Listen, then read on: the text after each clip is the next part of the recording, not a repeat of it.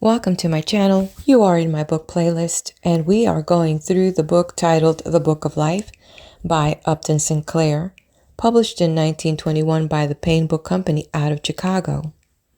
If you're new to the channel and would like to catch up on these other chapters, please go to my book playlist. And if you've been following along and want to just go right into the next chapter, please go to the description and hit the timestamp. Otherwise, stay right here as I share my narrator's comments. The previous two chapters, The Cost of Competition and Socialism and Syndicalism, there was a lot of things that the author was trying to offer as options to our plans here in society. It was talking about the losses that we have in our government. The other one was about management of our industry and other topics in that area. In particular, he mentioned about the United States Postal Service and how that is run. I'm going to use that as a segue to just mention something that I learned, and it's that each one of us, by decree of the 37th Congress, can literally send a letter for the price of 2 cents. I'll share that information in the description if you'd like to get more on that. Other than that, let's just go ahead and jump in right to the next chapter, titled Communism and Anarchism. Considers the idea of goods owned in common and the idea of a society without compulsion and how these ideas have fared in Russia.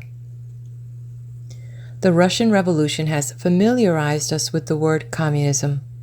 In the beginning of the revolutionary movement, communism denoted what we now call socialism. For example, the Communist Manifesto of Marx and Engels became the platform of the social democratic parties. But because most of these parties supported their governments during the war, the more radical elements have now rejected the word socialism and taken up the old word communism. In the Russian Revolution, the communists went so far as to seize all the property of the rich, and so the word communism has come to bear something of its early Christian significance. It is obvious that here too it is a question of degree, and socialism will shade into communism by an infinite variety of stages, depending upon what forms of property it is decided to socialize. The socialist formula commonly accepted is that goods socially used shall be socially owned and goods privately used shall be privately owned. If you own a factory, it will be taken by the state or by the workers and made social property like the post office. But no socialist wants to socialize your clothing or your books any more than he wants to socialize your toothbrush. But when you come to apply this formula, you run quickly into difficulties. Suppose you are a millionaire and own a palace with 100 or 200 rooms and 100 servants. Do you use that socially or do you use that privately? And suppose there is a scarcity of houses and thousands of children are dying of tuberculosis in crowded tenement rooms. You own a dozen automobiles, and do you use them all privately? I point out to you that in time of emergency, the capitalist state does not hesitate over such a problem. It seizes your palace and turns it into a hospital. It takes all your cars and uses them to carry troops. It should be obvious that a proletarian state would be tempted by this precedent. The communists also have a formula which reads, "From each according to his ability, to each according to his necessity." I do not see how any sensitive person can deny that this is an extremely fine statement of an ideal in social life. We take it quite for granted in family life. If you knew a family in which that rule did not apply, you would consider it an unloving and uncivilized family. I believe that when once industry has been socialized and we have a chance to see what production can become, we shall find ourselves quickly adopting that family customs as our law, for all, except for a few congenital criminals and cheats. We shall find that we can produce so much wealth that it is not worthwhile keeping count of unimportant items. If today you meet someone on the street and ask him for a match or a pin, you do not think of offering to pay him. This is an automatic consequence of the cheapness of matches and pins. Once upon a time, you were stopped on the road every few miles and made to pay a few cents toll. I remember seeing toll gates when I was a boy, but I don't think I have seen one for 20 years. In exactly the same way, under socialized industry, we shall probably make streetcar traffic free, and then railroad traffic. We shall abolish water meters and gas meters and electric light meters. Also telephone charges, except perhaps for long distances, and telegraph tolls for personal messages. Then, presently, we shall find ourselves with such a large wheat crop that we shall make bread free, and then music and theaters and clothing and books. At present, we use furniture and clothing as a means of manifesting our economic superiority to our fellow men. One of the most charming books in our language is Veblen's Theory of the Leisure Class, in which these processes are studied. We shall, of course, have to raise up a new generation unaccustomed to the idea of class and of class distinction before we could undertake to supply people with all the clothing they wanted free of charge. The Russian theorists made haste to carry out these ideas all at once. They tried to leap several centuries in the evolution of Russian society. They ordained complete communism in land, but the peasants would have nothing to do with such notions. Each wanted his own land and what he produced on it. The Soviets have now been forced to give away, not merely to the peasants, but to the traders. And so we see once again that it is better to take one step forward, to take several steps forward, and then several steps backward. The Russian Revolution is not yet completed, so no one can say how many steps backward it will be forced to take. This revolution was an interesting combination of the ideas of socialism and syndicalism. The trade unionists seized the factories and made an effort at democratic control of industry. At the same time, the state was overthrown by a political party, the Bolsheviks, who set up a dictatorship of the proletariat. Because of civil war and outside invasion, the democratic elements in the experiment have been more and more driven into the background, and the authority of the state has correspondingly increased. This causes us to think of the Soviet system as necessarily opposed to democracy, but this is not in any way a necessary thing. There is no inevitable connection between industrial control by the workers and a dictatorship over the state. In Germany, the state proceeding to organize a national parliament of industry and to provide for management of the factories by the labor unions. The Italian government has promised to do the same thing. These, of course, are capitalist governments, and they will keep their promises only as they are made to. But it is a perfectly possible thing that in either of these countries a vote of the people might change the government and put in authority men who would really proceed to turn industry over to the control of the workers. That would be the Soviet or the syndicalist system, brought about by democratic means without dictatorship or civil war. Another group of revolutionary thinkers whose theories must be mentioned are the anarchists. The word anarchy is commonly used as a synonym for chaos and disorder, which it does not mean at all. It means the absence of authority, and it is characteristic of people's view of life that they are unable to conceive of there being such a thing as order, unless it is maintained by force. The theory of the anarchists is that order is a necessity for the human spirit, and that people would conform to the requirement of a just order by their own free will and without external compulsion. The anarchist believes that the state is an instrument of class oppression and has no other reason for being. He wishes the industries to be organized by free associations of the people who work in them. Some of the greatest of the world's moral teachers have been anarchists. Jesus, for example, and Shelley and Thoreau and Tolstoy, and in our time, Kropotkin. These men voiced the highest aspirations of the human spirit, and the form of society which they dreamed is the one we set before us as our final goal. But the world does not leap into perfection all at once. And meantime, here we have the capitalist system and the capitalist state, and what attitude shall we take to them?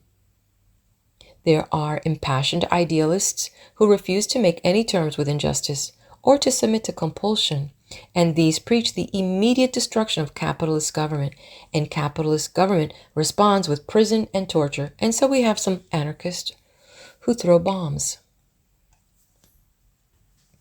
There are those who call themselves philosophic anarchists, wishing to indicate thereby that they preach this doctrine but do not attempt to carry it into action as yet. Some among these verge toward the communist point of view and call themselves communist anarchists, such as Kropotkin, whose theories of social organization you will find in his book, The Conquest of Bread. There are others who call themselves syndicalist anarchists, finding their centers of free association in the radical labor unions. After the Russian Revolution, the anarchists found themselves in a dilemma, and their groups were torn apart like every other party and class in Russia. Here was a new form of state set up in society, a workers' state. And what attitude should the anarchists take toward that? Many of them stood out for their principles and resisted the Bolshevik state and put the Bolsheviks under the embarrassing necessity of throwing them into jail. We good Orthodox Americans, who are accustomed to dump socialists and communists and syndicalists and anarchists all together into one common kettle, took Emma Goldman and Alexander Berkman and shipped them over to Russia, where we thought they belonged. Now, our capitalist newspapers find it strange that these anarchists do not like the Russian government any better than they like the American government. On the other hand, a great many anarchists have suddenly found themselves compelled by the Russian situation to face the facts of life. They have decided that a government is not such a bad thing after all, when it is your own government. Robert Minor, for example, has recanted his anarchist position and joined the communists in advocating the dropping of all differences among the workers, all theories as to the future, and concentrating upon the immediate task of overthrowing capitalist government and keeping it overthrown. In every civilized nation, the Russian Revolution has had this effect upon the extreme revolutionists. It has given them a definite aim and a definite program upon which they can unite. It has presented to capitalist government the answer of force to force. It has shown the masters of industry in precise and definite form what they have to face, unless they set themselves immediately and in good faith to the task of establishing real democracy in industry. End of chapter 64. Stay in this video as I'm going to turn the page and head over to the next chapter. If you could be so kind, hit that like button. If you like what you see here on this channel, subscribe and tell your friends. Thank you so much for that. Next chapter, Social Revolution. How the great change is coming in different industries and how we may prepare to meet it. From a study of the world's political revolutions, we observe that a variety of governmental forms develop and that different circumstances in each country produce different situations. Suppose that back in the days of the French monarchy, someone asked you how France was going to be governed as a political republic. How would elections be held? What would be the powers of the deputies? Who would choose the premier? Who would choose the president? And what would be the duties of each? Who can explain why in France and England the executive is responsible for the parliament and must answer its questions, while in the United States the executive is an autocrat responsible to no one for 4 years? Who could have foreseen that in England, supposed to remain a monarchy, the Constitution would be fluid, while in America, supposed to be a democracy, the Constitution would be rigid, and the supreme power of the rejecting changes in the laws would be vested in a group of reactionary lawyers appointed for life? There will be similar surprises in the social revolution and similar differences between what things pretend to be and what they are. I used to compare the social revolution to the hatching of an egg. You examine it, and apparently it is all egg. But then suddenly something begins to happen, and in a few minutes it is all chicken. If, however, you investigate, you discover that the chicken had been forming inside the egg for some time. I know that there is a chicken now forming inside our social egg. But having realized the complexity of social phenomena, I no longer venture to predict the exact time of the hatching or the size and color of the chicken. Perhaps it is more useful to compare the social revolution to a childbirth. A good surgeon knows what is due to happen, but he knows also that there are 1,000 uncertainties, 1,000 dangerous possibilities, and all he can do is to watch the process and be prepared to meet each emergency as it arises. The birth process consists of one pang after another, but no one can say which pang will complete the birth or whether it will be completed at all. Karl Marx is author of the saying that force is the midwife of progress, so you may say that I'm not the inventor of this simile of childbirth. There are 3 factors in the social revolution, each of which will vary in each country and in different parts of the country and at different periods. First, there is the industrial condition of the country, a complex set of economic factors. The industrial life of England depends primarily on shipping and coal. In the United States, shipping is of less importance, and railroads take the place. In the United States, the eastern portion lives mainly by manufacture, the western by agriculture, while the south is held a generation behind by a race problem. In France, the great estates were broken up and agriculture fell into the hands of peasant proprietors, who are the main support of French capitalism. In Prussia, great estates were held intact and remained the basis of a feudal aristocracy. In America, land changes hands freely, and therefore 1/3 of our farms are mortgaged and 1/3 are worked by tenants. In Russia, there was practically no middle class, while in the United States, there is practically nothing but middle class. The rich have been rich for such a short while that they still look middle class and act middle class in spite of all their efforts, while the working class hopes to be middle class and is persuaded that it can become middle class. Such varying factors produce in each country a different problem and make inevitable a different process of change. The second factor is the condition of organization and education of the workers. This likewise varies in every country and in every part of every country. There is a continual struggle on the part of the workers to organize and educate themselves, and a continual effort on the part of the ruling class to prevent this. In some industries in America, you find the workers 100% organized, and in other industries, you find them not organized at all. It is obvious that in the former case, the social change, when it comes, will be comparatively simple, involving little bloodshed and waste. In the latter case, there will be social convulsions, rioting and destruction of property, disorganization of industry, and widespread distress. The third factor is the state of mind of the propertied classes, the amount of resistance they're willing to make to social change. I have done a great deal of pleading with the master of industry in my country.